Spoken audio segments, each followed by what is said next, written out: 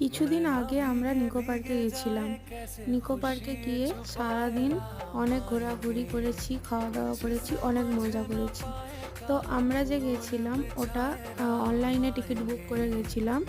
অনলাইনে তখন অফার প্রাইসে যেটা 1000 টাকার টিকিট থাকে ওটা 600 টাকা নিয়েছিল। তো আমরা দুজন গেছিলাম, টোটাল গেছিলো 1200 টাকা। 1200 টাকার মধ্যে সমস্ত রাইড, সমস্ত ফেসিলিটি ছিল। তো প্রথমে আমরা টয় ট্রেনে গোটা পার্কটাকে ঘুরে দেখলাম।